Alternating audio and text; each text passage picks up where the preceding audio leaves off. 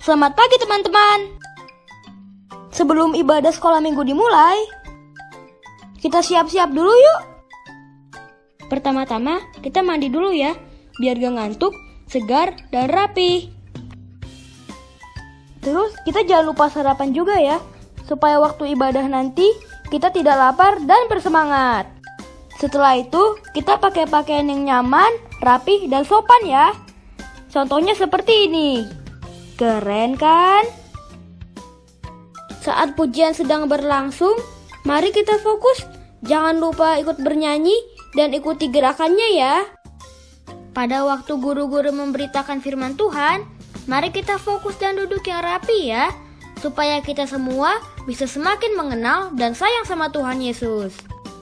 Setelah ibadah sudah selesai, jangan lupa rekam ayat hafalan dan kerjakan tugas yang sudah diberikan ya. Nah, sekarang kita sudah siap beribadah. Tetap setia beribadah sekolah minggu setiap minggu ya.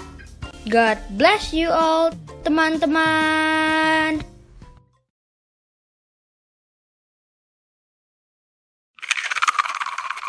Shalom adik-adik. Wah, luar biasa ya. Pada pagi hari ini kita mau beribadah sekolah minggu. Bagaimana kabarnya Ci Shirley? Puji Tuhan baik. Wah. Adik-adik kabarnya baik kan? Udah pasti. Luar biasa. Adik-adik sebelum kita beribadah, yuk mari kita berdoa dulu ya.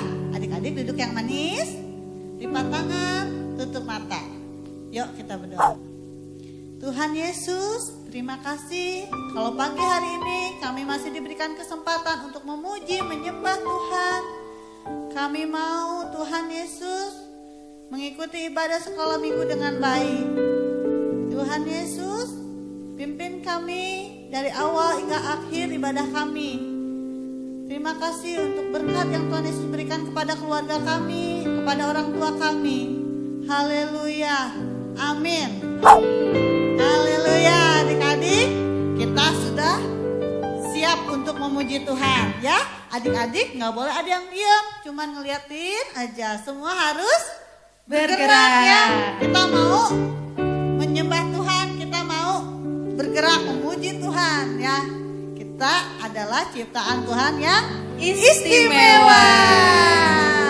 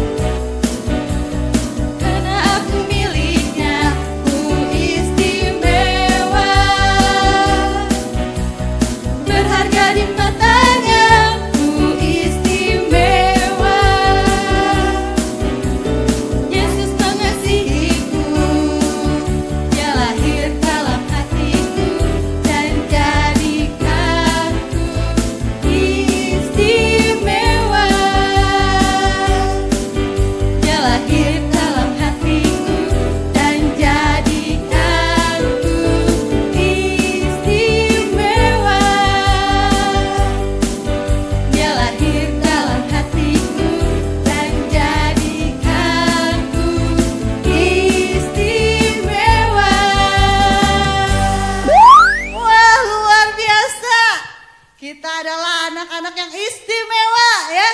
Wah, luar biasa adik-adik ya. Semua diberkati dengan pujian ini. Diberkati Wah, dong. luar biasa. Adik-adik, sudah saatnya ya kita mau mendengarkan firman Tuhan. Adik-adik, duduk yang baik. Kita mau menyembah Tuhan ya. Karena Tuhan kita hebat ya. Luar biasa Tuhan kita adik-adik. Banyak perbuatan-perbuatan ajaib yang Tuhan Yesus lakukan dalam keluarga kita. Haleluya. Yuk, mari adik-adik kita mau angkat ya, kunyanyi haleluya. Ya, adik-adik gak boleh ada yang diam. Yuk, mari semua. Kita mau menyembah Tuhan.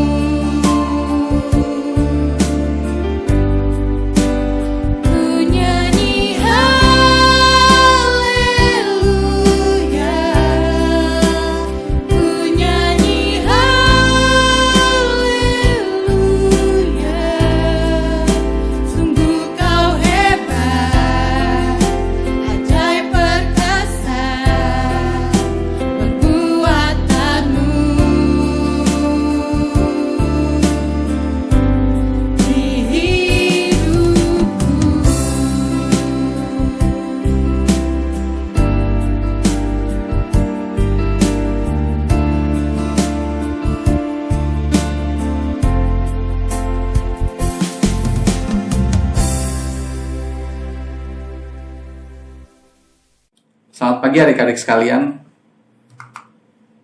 Kembali kita jumpa di dalam ibadah Komisi Anak Gereja Immanuel Bogor pagi hari ini. Kalau kita ada, sebagaimana kita ada sampai dengan saat ini, kita patut mengucap syukur kepada Tuhan atas kasih, karunia, kebaikan, juga penyertaannya kepada kita selama 2021 kemarin. Pagi hari ini sesuai dengan tema yang diberikan oleh gereja untuk tahun ini, kita akan belajar tentang kebenaran firman-Nya yang berjudul atau diberi tema oleh gereja adalah berdiri teguh, jangan goyah. Pagi hari ini kita akan belajar dari seorang Raja Yehuda yang mungkin jarang untuk dibicarakan. Raja Yehuda ini hidupnya melakukan segala ketetapan Allah. Banyak raja-raja Israel, Raja Yehuda yang hidup tidak sesuai dengan ketetapan Allah. Tetapi pagi hari ini kita akan melihat satu contoh dari beberapa saja yang melakukan ketetapan dan perintah Allah di dalam kehidupan raja-raja Israel maupun Yehuda. Yuk kita sama-sama baca ayat firman Tuhan yang kita ambil di dalam 2 Raja-Raja 18 ayat 3. Sekali lagi, di dalam 2 Raja-Raja 18 ayat ketiga. Kakak akan bacakan. Ia melakukan apa yang benar di mata Tuhan, tepat seperti yang dilakukan Daud, bapa leluhurnya. Menarik kalau kita baca ayat tersebut. Ada 2 hal yang kita pelajari yang kita mesti cermati di dalam ayat tersebut, yaitu yang pertama adalah melakukan apa yang benar, tepat. Yang kedua adalah ada sosok Daud di situ yang menjadi patokan atau menjadi panutan di dalam setiap kehidupan raja-raja Israel maupun raja-raja Yehuda. Kita akan pelajari ayat tersebut. Sebelum kita membahas lebih jauh kepada apa yang sedang dimaksudkan oleh penulis dalam kitab tersebut atau ayat tersebut, kita akan melihat sekilas tentang sejarah Israel. Yang pertama adalah Raja Daud taat dan memegang ketetapan Allah dengan cara selalu bertanya kepada Allah atau menjadikan Allah sebagai patokan hidupnya di dalam dia bertindak, di dalam dia mengambil keputusan, di dalam dia memerintah kerajaan Israel. Pada saat Daud bersama dengan orang-orangnya di Siklag, orang Amalek membakar kota Siklag dan menawan semua anggota keluarga baik Daud maupun semua para orang-orang yang mengikuti Daud. Orang Amalek membakar kota Siklag, orang Amalek menjarah harta benda Daud dan orang-orang yang mengikutinya, dan orang Amalek tersebut juga menawan atau menjadikan istri dan anak-anak mereka sebagai tawanan. Lalu untuk menghadapi hal tersebut, Daud bertanya kepada Allah, haruskah aku mengejar gerombolan itu? Nanti adik-adik boleh baca di dalam 1 Samuel 30 ayat 8. Dan Allah mengizinkan untuk Daud mengejar orang Amalek tersebut, dan Daud berhasil mengembalikan atau membawa pulang istri dan anak-anaknya, juga segenap keluarga para pengikutnya, terlebih juga segala barang yang dijarah dibawa pulang, bahkan mereka menjarah lebih harta benda orang Amalek tersebut. Yang kedua, setelah kematian Saul, Daud kembali bertanya kepada Allah, apakah aku harus pergi ke salah satu kota di Yehuda? Karena setelah Saul meninggal, maka tidak ada raja untuk menggantikan, walaupun kita tahu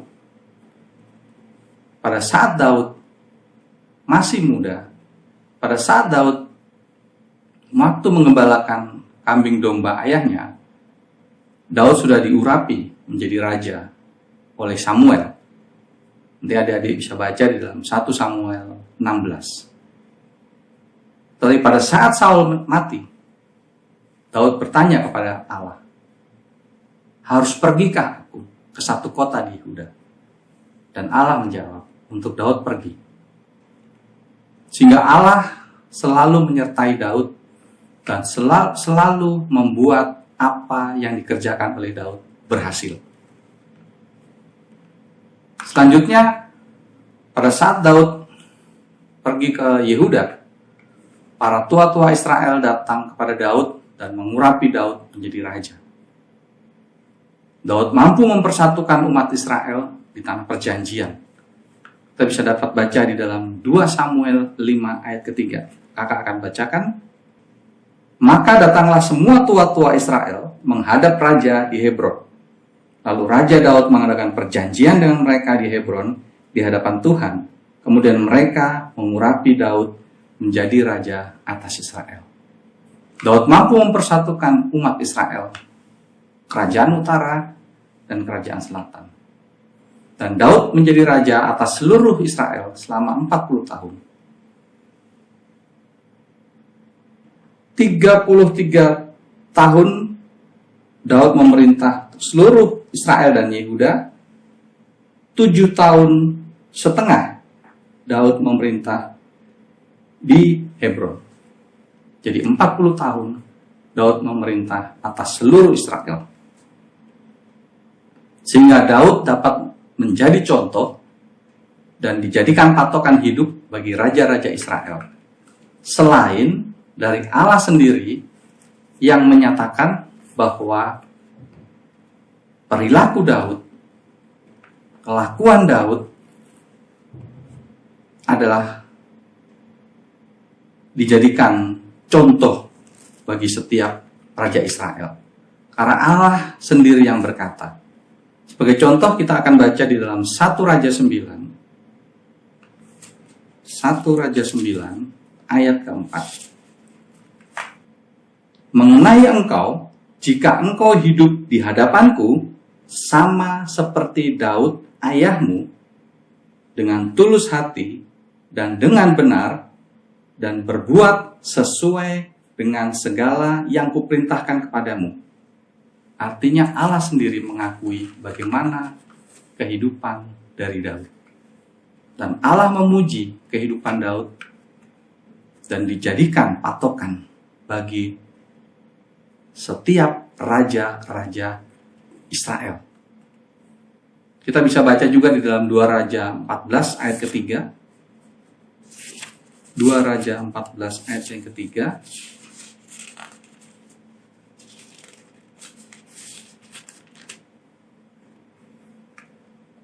Ia melakukan apa yang benar di mata Tuhan, hanya bukan seperti Daud bapa leluhurnya.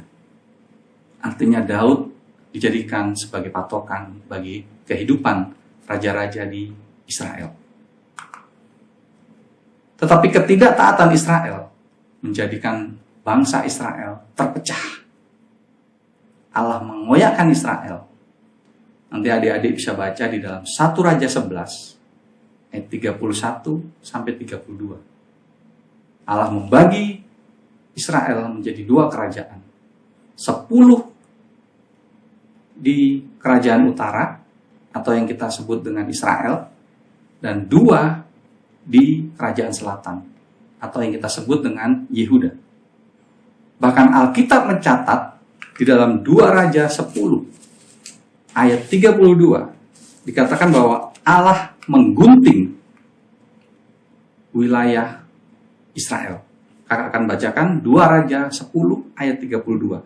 Pada zaman itu mulailah Tuhan menggunting daerah Israel.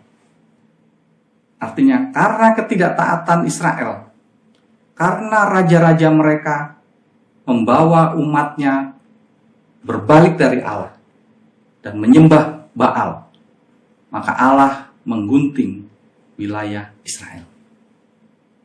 Nah, hampir semua raja Israel dan Yehuda tidak memegang ketetapan Allah.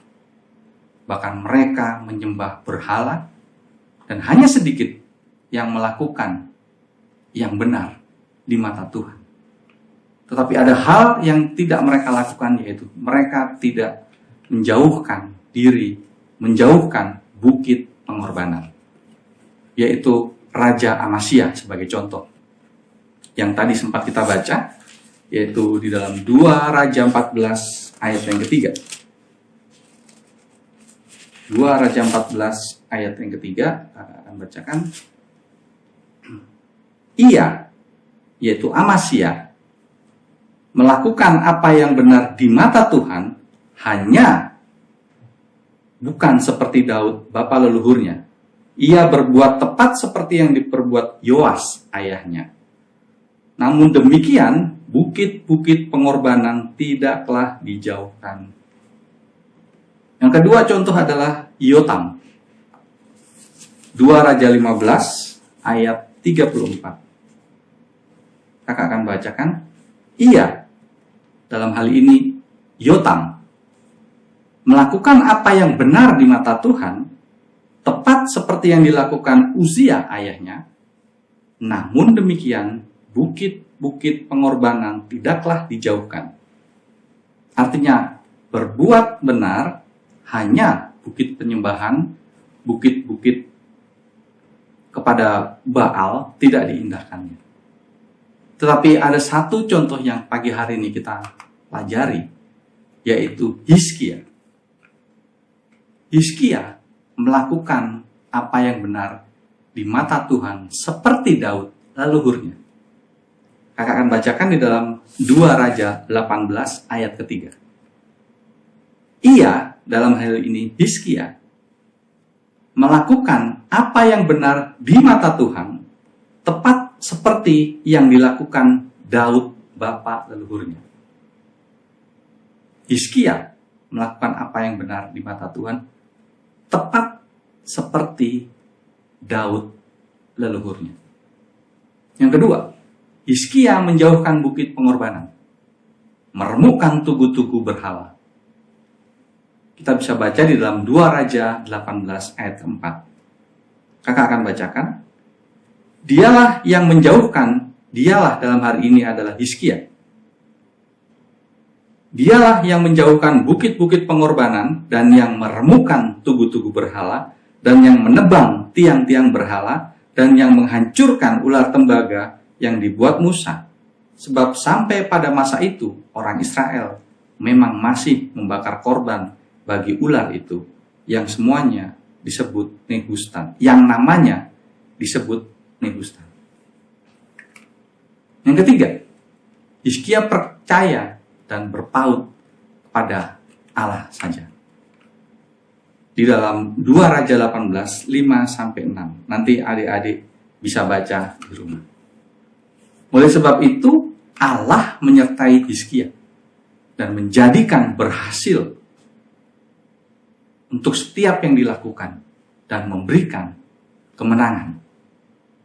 Nanti adik-adik bisa baca di dalam 2 Raja-Raja 18 ayat 7-8. Belajar dari Hizkia dan leluhurnya Daud agar kita dapat berdiri teguh dan tidak goyah menghadapi tahun 2022 ini. Yang pertama, selalu pegang ketetapan Allah. Allah sudah memberikan Alkitabnya di dalam hidup kita untuk kita pelajari, kita pahami, dan kita lakukan. Bagaimana caranya? Baca Alkitab setiap hari. Maka Allah akan menjadikan adik-adik berhasil dan Allah akan memberikan kemenangan demi kemenangan bagi adik-adik. Pagi hari ini kita belajar dari Hizkia. 2 hal yang kita pelajari. Biarlah firman ini menjadi kekuatan. Biarlah firman ini menjadi pegangan bagi adik-adik. Untuk kita bisa menghadapi tahun 2022 dengan berdiri teguh dan tidak goyah. Amin. Tuhan Yesus memberkati. Mari kita berdoa. Bapa dalam surga, Allah yang kami sembah hanya di dalam nama Tuhan Yesus Kristus, kami mengucap syukur pagi hari ini. Kami sudah boleh belajar dari Raja Hizkia. Kami belajar satu hal ya Tuhan. Pada saat kami memegang ketetapan-Mu di dalam kehidupan kami, maka Engkau akan bertindak. Maka Engkau akan menjadikan kami seorang menang. Maka Engkau akan membuat kami berhasil Terima kasih ya Tuhan buat firman-Mu pagi hari ini. Kau berkati kami semuanya di dalam studi kami. Kau berkati orang tua kami dalam usaha pekerjaannya. Jadikan kami berhasil sesuai dengan rencana dan kehendak-Mu. Terima kasih Yesus, kami berdoa dan mengucap syukur. Amin. Adik-adik, gimana nih firman Tuhannya? Pasti adik perhatiin dong ya. Jangan lupa ya adik-adik, untuk ayat hafalannya dikirim ke grup masing-masing. Jangan lupa ya. Dan adik-adik, untuk persembahan dititipkan aja ke ayah dan ke ibu. Ya, jangan lupa adik-adik. Nah, sekarang tiba waktunya kita selesai ibadah, kita mau berdoa, kita mau tutup ibadah kita. Yuk adik-adik, lipat tangannya, tutup matanya. Mari kita bersatu di dalam doa. Selamat pagi Bapa, selamat pagi Yesus, selamat pagi Roh Kudus. Terima kasih Tuhan atas berkat-Mu pada hari ini. Tuhan, kami sudah mendengarkan firman Tuhan. Kiranya Tuhan, firman Tuhan ini menjadi rema dalam hidup kami. Kami bisa mendengarkan dan bisa melakukan firman Tuhan ya Bapa. Bapa, berkati kedua orang tua kami, berkati kakak kami, adik kami, berkati kesehatannya, berkati rezekinya ya Tuhan. Dan berkati juga untuk kota Bogor, agar pulih ya Bapak dari virus dan pandemi ini ya Bapak. Ya Bapak, berkati juga untuk negara ini, agar pandemi ini bisa berakhir, agar kami semua anak-anak-Mu bisa berkumpul kembali di gereja-Mu ya Bapak. Terima kasih Tuhan, inilah doa pengucapan syukur. Kami berdoa dan mengucap syukur dalam nama Tuhan Yesus. Haleluya, amin. Dadah adik-adik, sampai jumpa kembali. Dadah.